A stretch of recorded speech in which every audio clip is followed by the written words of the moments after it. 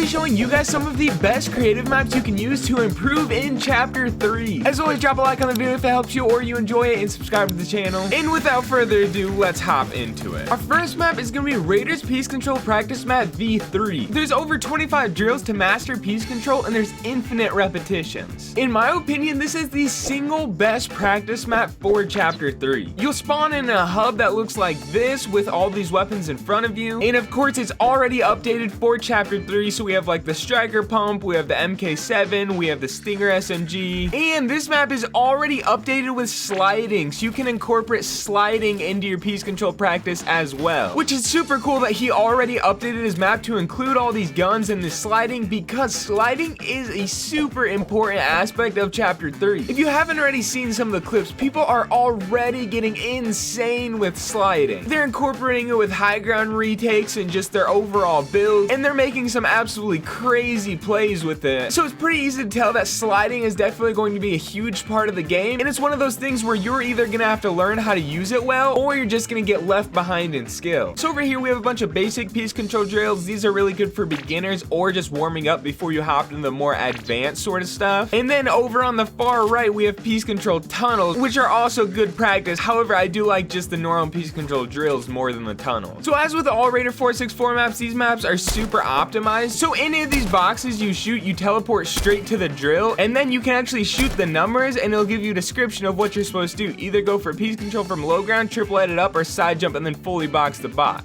So triple edit up, we can go ahead and do that, and that's how this drill is supposed to be done. And then at any point we can shoot the back to spawn and it'll take us right back to spawn. And like I said, this is infinite repetition, so you can literally do this 1,000 times in a row and it'll just tell you how many times you did the drill. So on every single drill you can do it until you feel warmed up with that drill. So like I said, this is my favorite overall practice map for Chapter 3. It helps with everything from learning the sliding mechanic and incorporating sliding with your piece control. It helps you get faster edits, it helps you get more consistent with edits, it helps you learn edits that you're not very good at doing, and on top of that there's also bots in every single one of these, so you can improve your shotgun aim as well. And like I said, you can either shoot the back to spawn, or there's actually a feature in all of Raiders maps where you can just emote and you'll go back to spawn as well. So literally everything about this map is great. It's my absolute favorite map. It's actually insane how much you can improve just by consistently practicing on this map. It can get a little boring and repetitive, but my favorite thing to do is just turn down all the sound effects, put on some music, and then just grind this map for as long as I can stand it. It does honestly really help, and you'll quickly notice some insane improvement in your piece control. It's kind of funny because for our second map, we can actually get to it from this practice map,